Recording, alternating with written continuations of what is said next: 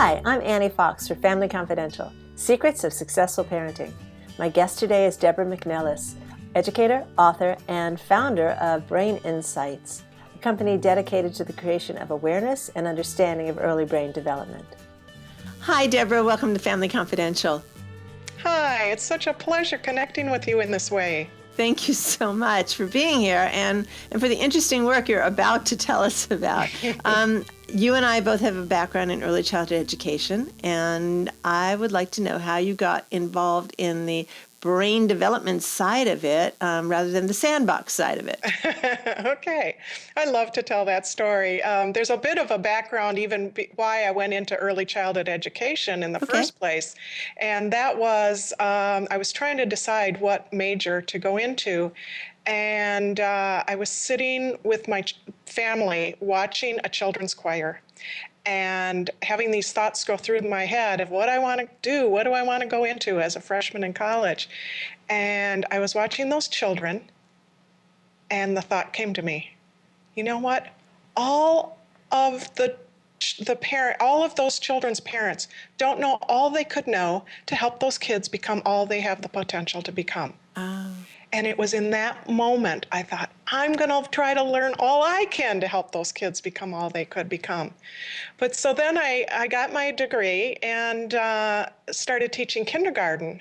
And it was during that time that I went back to that thought again. And I thought, well, no matter how good a job I do with the kids, if the parents and I could be working together in supporting the development of these children, that'd be all the best solution for them. So I started promoting parents getting involved in their children's education at that time. I want to stop you right there, because it seems to me that the idea of getting parents involved in children's education is not something that would be a hard sell, not in the 21st century. But you and I go back a while, and That's so right. we are now talking 20, 30 years ago. 30 years ago, exactly. And you're saying that parents of kindergarten kids were not involved in their own children's education? No, it was very different then. It was, I tease about how at that time there was one room mother, and she would send the cookies for the Halloween party. And that was parent involvement at that time. Wow. So yeah, there was more and more research coming out to say how much advantage there was to parents being involved in their children's education. So I started doing workshops and presentations on that. And then I branched out and I started a community-based organization called Family Network in the community that I lived in. And then I coordinated a family literacy program for several years. And it was during that time that the brain research information started coming out. And I got so excited when that came out. I thought, oh, finally, everyone is going to realize how important these early years are. And we have science to show us how critically important that is and what we can do, what brains need, what children need in general. And so just ate up learning everything I could about it. Well, this is fascinating. And I certainly remember from my child development classes in college that the first 5 years of a child's life is where 90% of brain development happens. And so obviously you've got this sweet window of opportunity to help your child learn and grow. But, we hear a lot about DVDs for babies, specifically baby Einstein, but I'm sure there are a whole host of others where parents are constantly, while the child is their waking hours, they are constantly teaching and reinforcing in ways that, frankly, I wonder if the claims exceed the reality of it, where, everything in the house is labeled with something. So your 6-month-old begins to read, when I certainly remember from child development classes that until the child gets to that point in brain development where they can translate symbols, i.e. letters, into sounds and words, these squiggles on paper are actually meaningless. So I'd like to know in what ways your approach to helping kids and supporting their natural brain development is different from this, what feels to me as overparenting. You have brought up so many valuable points and that align with where I'm at. And so your question is beautiful. So often what I say is that brain development, sometimes the term brain development conjures up, oh, we need to understand all the neuroscientific terminology. Yeah. But what I try to convey through my workshops and presentations and materials that I provide is that brain development really isn't all that complicated, because what a child really needs is to have their physical and safety needs met. That's critically important to the brain. But then beyond that, they need loving interaction and play. That's Okay. what's going to help to develop their brain Okay. best.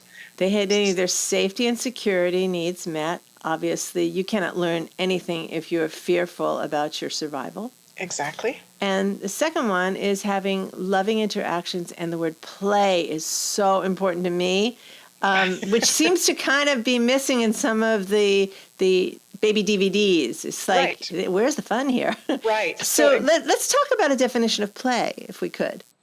Well, play really is learning. That's how the brain learns. So brain development is based on experience. The way the brain learns is through experience and using all the senses and lots of exploration and hands-on, using all the senses and just trial and error and experimentation and movement, lots of movement. And that's what play provides. It's how the brain learns. It's what children are naturally motivated to do. They're doing what their brain needs. And if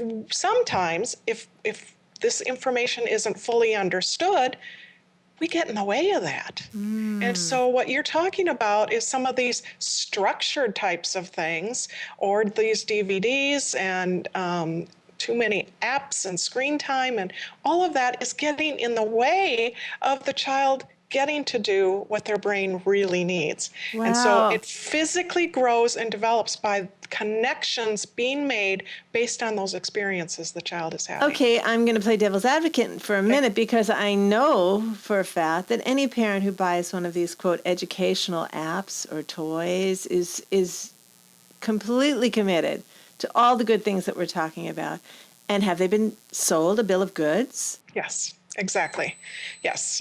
In fact, there was the baby Einstein videos, and then there was the Get Your Baby to Read program. You mentioned the squiggles and understanding the print and what all that is. Well, both of those products were marketed to say these are good for brain development, when they actually are not. So is there like an FDA approval equivalent to trade, that's where I'm getting to. I'm so excited. The Federal Trade Commission FTC, has shut down the Get Your Baby to Read completely. And Disney bought the Baby Einstein videos, and they are now refunding money back to people that have purchased it, because they were making those claims that they were good for brain development, when in actuality they were not. Wow. So I'm so glad to hear that the FTC is now cracking down on products that are quote unquote educational when they have no basis in fact. Exactly. Really, Isn't that really wonderful? good. Isn't that wonderful? Okay, so if I'm a stay-at-home mom or a stay-at-home dad, and this is my first child, and I'm really, of course, I am a well-educated person. I want my kid to, by the time he or she gets to kindergarten, have a lot of skills under his or her belt. I want to make sure that my child is fully engaged in the world, and that I am doing everything I can to provide the kind of environment that my child needs to grow and excel. But here's the thing. I don't have a lot of time to be sitting and doing the structured stuff, which you just said, structured stuff is not where we're at. So how can I, as a parent, fit what we're talking about, healthy brain development support, into my busy day? Perfect question. Wow, am I getting points for these questions? You are. It is. That's so ideal, because it learning and brain development is part of everyday life. It's not like we have to set aside this time to make learning happen or make the brain development happen. It's just every experience a child has is contributing to creating connections between brain cells, and that's how the brain physically grows. Then why do I have to do anything Yeah, as a parent? what you're going to want to do is build in talking to that child. So you mentioned with a new baby, Yeah. all right? You start talking to that baby right away. I mean, they can't respond back to you verbally, but they do respond. Are we talking about kitschy, kitschy, cuckoo? Exactly. So you look at that baby and you do the, oh, you're so cute. And that baby responds. That baby kicks and smiles and goos, and then you do more. And it's teaching that exchange, and they're watching the position of your mouth and your expression. They're learning all kinds of things through those interactions. So just talking to your baby is doing it, and playing playful games while you're changing the diaper. In my brain packets, I have an activity like you kiss my nose and kiss my toes, and then do a pattern back and forth. And the baby's learning what to expect next. Oh, they're going to do that. Well, that's making connections in the brain. And guess what? Patterning leads to reading. So everything you're doing and that loving responsiveness to the baby's expressed needs. So if they have a need for being fed, a need for being changed, a need for interaction, whatever need they're expressing, and you're responding to it, you are critically impacting the highest functioning areas of the brain for self-regulation and executive function and learning and planning and imagination and all the things that you want that child to be able to have skills in for success and well-being later in life. Okay, so what I'm hearing you say is that this is not yet another thing for busy parents to put on their plate.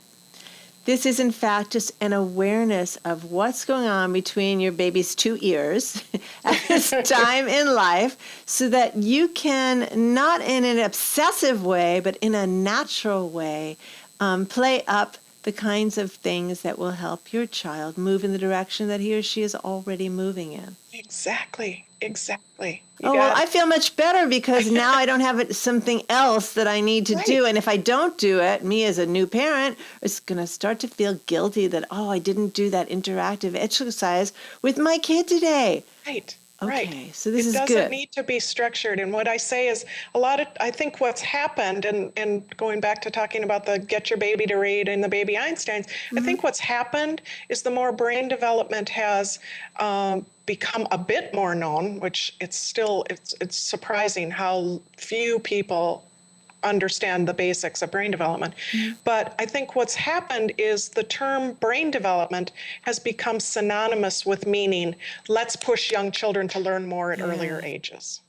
And that's not what it's about. No, it's about providing those rich, interactive experiences that I've been mentioning. And I really love that you seem to equate play with learning, because we know that when we're learning something, nothing is more fun. Though, that doesn't preclude the fact that sometimes there's a struggle in learning. Sometimes it is hard to master a particular skill or a concept, but the process of it in a supportive environment is fun. It's almost as if you're feeding something in yourself. If you want to learn this, and what we're talking about in ages 1 through 5 are definitely things kids want to learn in the same way that they are wired to learn to walk. Right, exactly. And to make sense of the verbal cues that they're getting from all the people around them. We want to understand this, and so I'm highly motivated. So we want to tap into the child's natural motivation to learn. That's right. It's like you said, it's natural. And walking that you chose as an example is a perfect one, because they just are motivated to learn that skill, and we don't have to be pushing them to learn it. Okay, it's walking practice now. Yeah, exactly. And here's the flashcard that says walk. And here's WALK. Oh, and here it is in Chinese, and here it is in Portuguese. Can you say that? Yeah, we want parents to calm down. We want parents to enjoy these early years Oh, yes. and to revel and rejoice in the progress that their children are making, whatever pace that progress is, Yes. which is Yes. another part of it. Sometimes if two sisters or a sister and a sister-in-law have babies that are a couple of months apart. There's that comparison thing. Well, my baby is doing this right now. What is your baby doing? Right. My baby's tweeting right now. What is your baby doing? We don't want that because it's not healthy for parents. It's certainly not healthy for kids. It is not. The analogy that I use is how we commonly say what about snowflakes? Every snowflake It's is different and different unique and and amazingly beautiful. beautiful. And exactly. It's exactly the same with brains. Every single brain is different. It's developed differently and uniquely and beautifully. I love that, Deborah. That's great. Okay, before we wrap up here, if you could give parents just one insight into brain insights that they could start using today with their children, what would that be? Um, you mentioned it already that it's the enjoyment of the child, enjoying who they are, what they are. And one of the things that one of my presentations is called attention, attention. And that our brains can only pay attention to one thing at a time. And sometimes that's surprising to people because we multitask, right? Mm-hmm. But really, we can do two things at a time, but our brain is only paying attention to one thing at a time. Ah, And so I do an activity around this, but then I explain that we can use that to our benefit in helping our children. And so to focus our attention on the positives about our child. Notice the positive things of who they are, what their skills are. Pay attention to those positive aspects. And instead, like you were talking about with the comparisons, don't compare and notice what they aren't doing or the behaviors you don't like that they might be doing. Don't put your attention on those. Put your attention on the positive things that your child is doing and the capabilities that they have and their personality that's emerging. And then use that. And another aspect to that I tie in is that and people are really surprised when I say this, but I am not an advocate of praise. I'm all about being positive, but I'm not an advocate of praise. What I am instead an advocate for is helping children learn to self-evaluate. mm. Because when we do praise, it's our judgment. We're saying, like, if a child brings a picture to us, what's our natural reaction? Good job. Exactly. So we're making the judgment about if this is good or not. Mm. What's better is if we turn it around and have the child self-evaluate by saying, wow, you look really proud of your picture. Then they can decide, yeah, I really am. I didn't know I could draw a tree like that before. Or they might say, well, I know I can do better. So if we say good job, we're just setting the bar right there. Right, and that But if they become dependent on us for praise. exactly. That's what I was just going to say, is Yeah. we do not want them to become dependent on that. So helping them do that self-talk, because that's a whole other part of the brain that not only the experiences that we're having wire the brain, but what we think wires our brain as well. Okay, so that one tip, actually, I heard three tips. One was enjoy your child. Two was encourage them to self-evaluate. Well, actually, that was number three. And number two was don't do the comparison trip.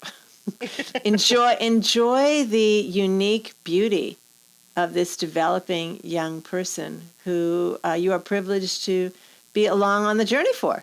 That's right. Very, very good. Thank you so much, Deborah. Before we sign off, could you please tell my listeners where they can find out more about you and your work? Certainly. I have a website at braininsightsonline.com. Braininsightsonline.com. We'll have that link. That's right. Mm-hmm. Thank you. And I just started, and I don't know if I've told you about it yet, I just started what I call the Worldwide Brain Team. and that's at braininsightsnow.com. And it's a membership site that people can belong to in making a difference for children worldwide by sharing brain insights through whatever way is comfortable or makes sense for you to share. So, and it's contributing to 3 international organizations by becoming a member. Excellent. We will definitely check that out as well. Thank you once again, Deborah, for your time. Thank you for having me. I love sharing this. This is very insightful work, and it certainly brought me a lot of information about it. I have a grandson who's about to be born in June. Congratulations. Thank you. And I'm going to be sharing this with new parents of young children with a lot of pride in what you've been doing. Thank you so much. Thank you again. This is Annie Fox for Family Confidential. To learn more about my work with teens and parents, visit anniefox.com. And tune in next week for a new podcast. Until then, happy parenting!